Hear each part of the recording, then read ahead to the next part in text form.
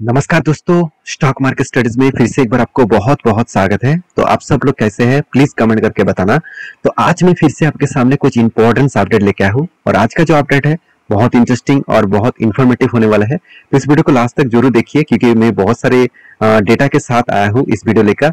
और technically chart pattern तो मेरे वीडियो में रहेंगे ही क्योंकि मैं जितने सारे स्विंग ट्रेडिंग लेता हूँ जो जो टेक्निकली चार्ट पैटर्न को फॉलो करके वो मैं आपको हमेशा कंटिन्यूअसली अपडेट इसीलिए देता हूँ क्योंकि जो ट्रेड में खुद लिया वो ट्रेड का कहाँ पे ट्रेड बना, कहाँ पे करेक्शन हुआ, कहाँ पे टारगेट बना, वो मैं हर टाइम में आपके साथ शेयर करता रहता हूँ क्योंकि आपको भी भरोसा बने। क्योंकि मुझे आपको सिर्फ यही सिखाना है कि आप खुद के ऊपर इंडिपेंडेंट ट्रेडर बने, इंडिपेंडेंट इन्वेस्टर बने, तो किसी का हेल्प का जरूरत ना पड़े।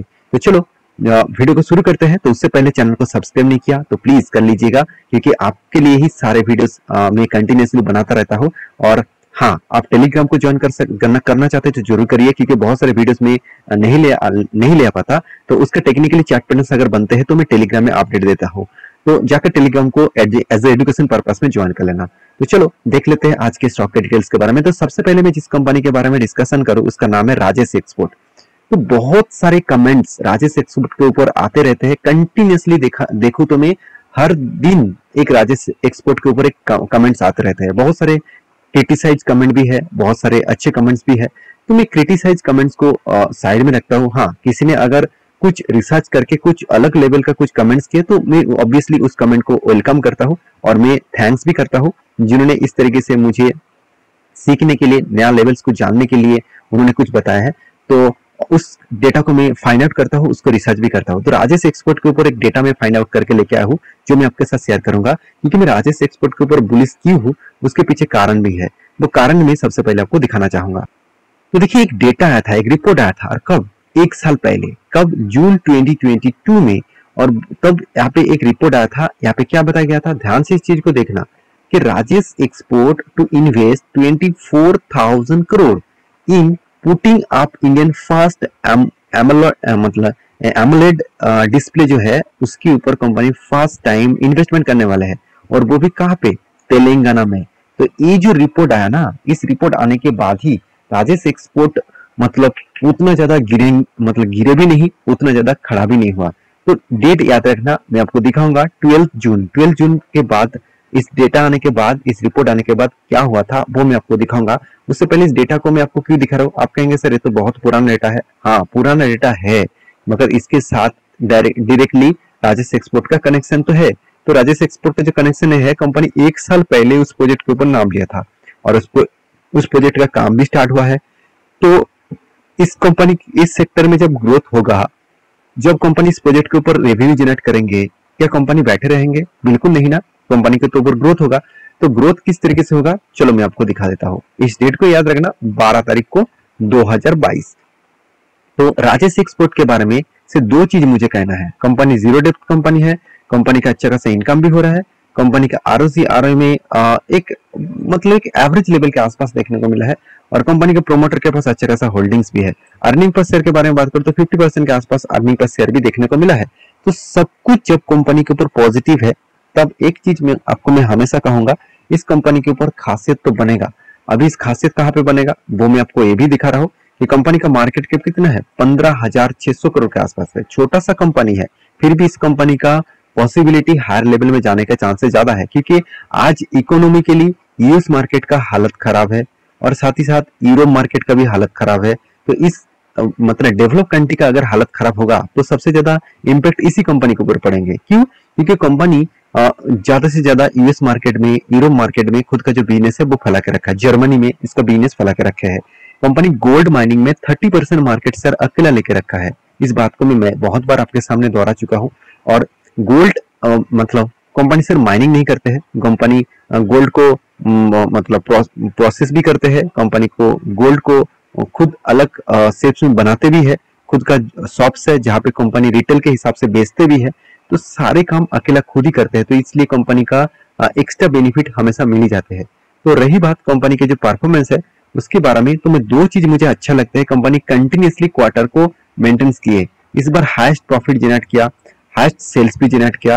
हाँ, कुछ क्वेश्चन बहुत सारे लोगों के मन में है कि इतना बड़ा कंपनी और सर 2-3% का कर्जा ये इस तरीके से सॉरी 2-3% का टैक्सेशन, इसका मतलब टैक्सेशन का चोरी नहीं हो रहा था, मतलब टैक्सेशन क्या चोरी कर रहे कंपनी? देखिए मेरे हिसाब से तो चोरी हो रहा है कि नहीं हो रहा है उसका तो डेटा अभी तक नहीं आया। तो अगर चोरी होता तो बहुत पहले से ही डेटा आ जाते, क्योंकि क्या एक मतलब इनकम टैक्स डिपार्टमेंट बेवकूफ है क्या? वो इतने टाइम तक, इतने सालों तक वो एक ही रेंज के हिसाब से टैक्स दे रहा है, क्या उस टैक्स के बेनिफिट इसको नहीं मिल रहा है? तो देखिए टैक्स कंपनी को कम देना दो कारण के वजह से हो सकता है, क्योंकि कंपनी का जो मेन बिजनेस है वो यूएस मार्केट में है, और यूएस मार्केट में इस तरीके से कंपनी को मतलब बहुत सारे कंपनीज को टैक्सेशन का बहुत सारे छूट दिया जाता है, तो उस हिसाब से देखा है तो कंपनी का टैक्सेशन कम देना पड़ रहा है। फिर भी इंडियन मार्केट में तो उसको टैक्स देना ही पड़ेगा।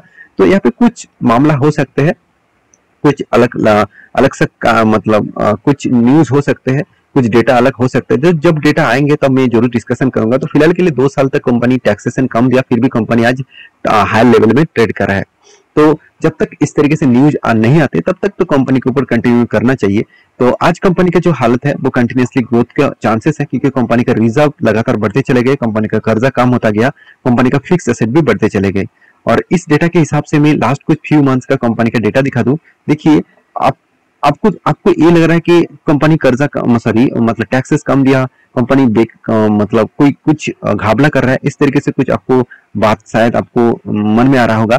मगर यहाँ पे देखिए म्यूचुअल फंड वाले ने क्या किया, कंटिन्यूसली इसके ऊपर बाई करते जा रहे हैं। इसका मतलब म्यूचुअल फंड वाले ने क्या इसको सोच समझ कर ना समझ कर ही काम कर रहा है? ऐसे बिल्कुल नहीं ना। तो वो तो सोच कर ही काम करेंगे, क्योंकि इतने बड़े फंडिंग वो लगा रहा है, इतने बड़े क्वांटिटी भी उठा रहा है, तो कुछ सोच समझ कर ही वो काम करेंगे। तो मेरे हिसाब से कुछ पॉइंट ऑफ व्यू से देखने से पहले मैं एक ही चीज कहूंगा, कंपनी के ऊपर जो टेक्निकली चार्ट पैटर्न्स बना है वो बहुत बार मैंने आपको मेंशन किया कि कंटिन्यूसली रेंज के बारे में कंपनी के ऊपर मेंशन किया कि इस रेंज में जब जब आया तब तक कंपनी प्रॉफिट जनरेट किया। तो फिर से एक बार रेंज को टच किया और उसके बाद देखिए करेक्शन हुआ, तो मैंने आपको ये भी बताया था कि मेरा एंट्री लेवल यहाँ पे है, और मैं करेक्शन जितना होगा अगर इस रेंज को टच करे 444 रेंज को टच करे तो मैं फिर से क्वांटिटी उठाऊंगा, और मुझे नहीं लगता उस रेंज तक वो टच करेगा, क्योंकि जिस तरीके से यहाँ पे रिवर्सल किया है उस तरीके से मुझे लगता है वो अपसाइड जर्नी कर सकते हैं।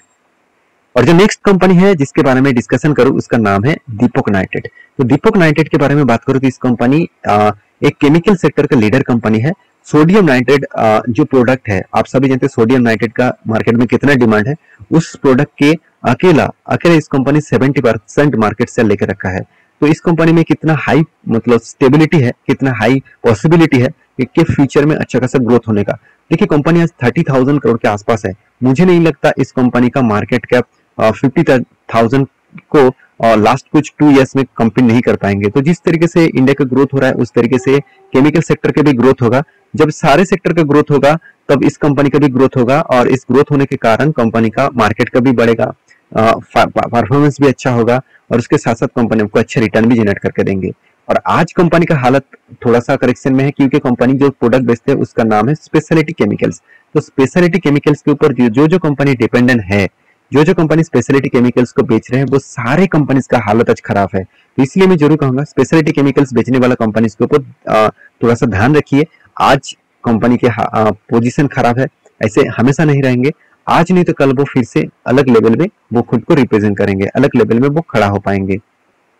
तो कंपनीज की जो परफॉर्मेंस है उसको दिखाऊंगा एज ए क्वार्टरली रिजल्ट के बेसिस में। देखिए ध्यान से देखना, कंपनी का पिछली बार जो क्वार्टरली रिजल्ट था वो 2000 करोड़ का सेल्स था, और उससे पहले सालों में क्या था 1500 करोड़ का सेल था, और इस बार कितना हुआ 1700 करोड़। इसका मतलब बीच में ज्यादा सेल्स हो गया था, इस बार कंपनी का सेल्स कम हुआ।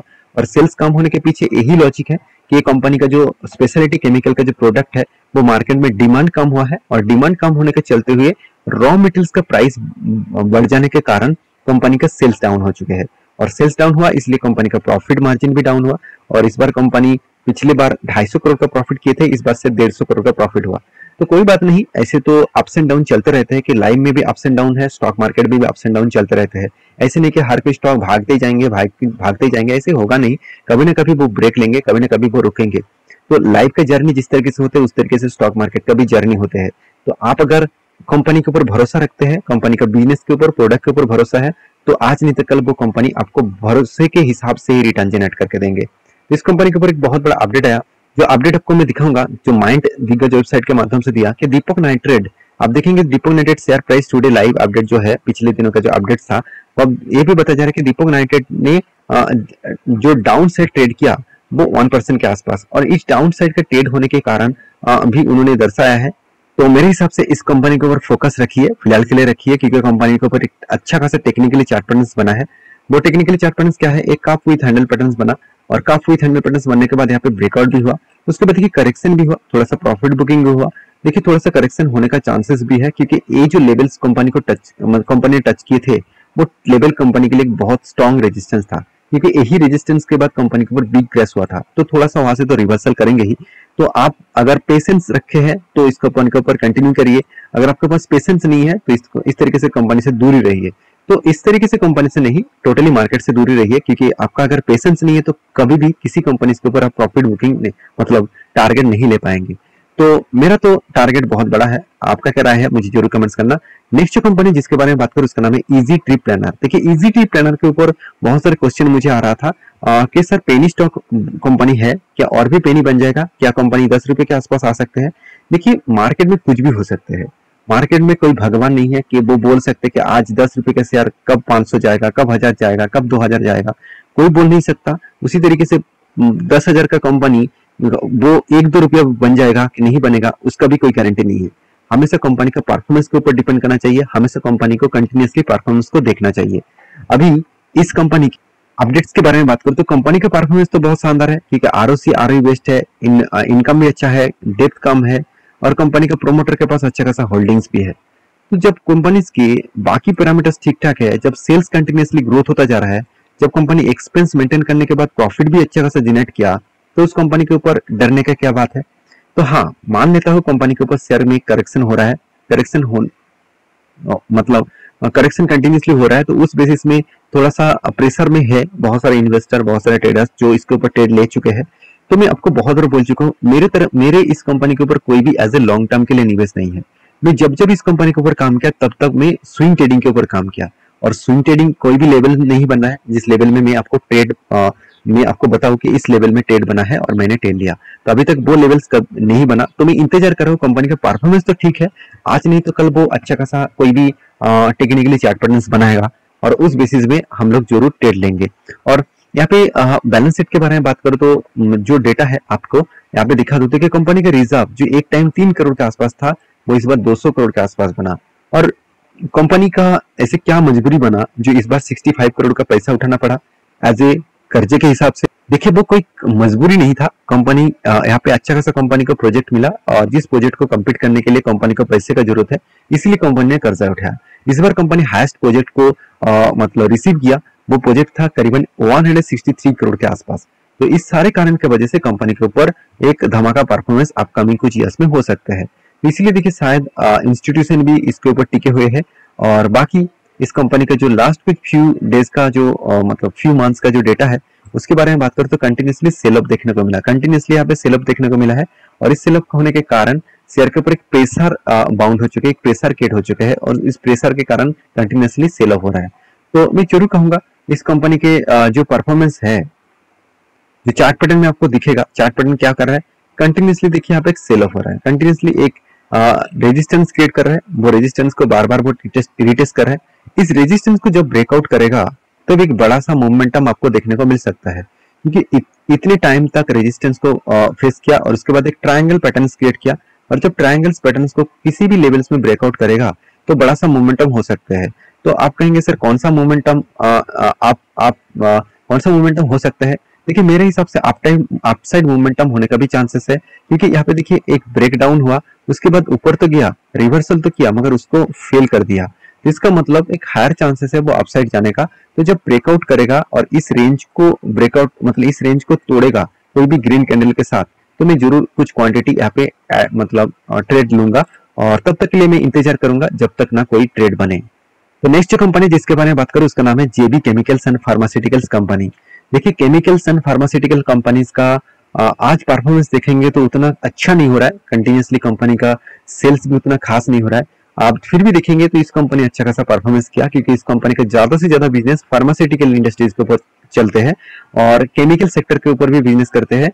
तो इसलिए कंपनी इस बार अच्छा खासा प्रॉफिट जनरेट किया, और कंपनी का इस बार हाईएस्ट प्रॉफिट है करीबन 140 करोड़ के आसपास।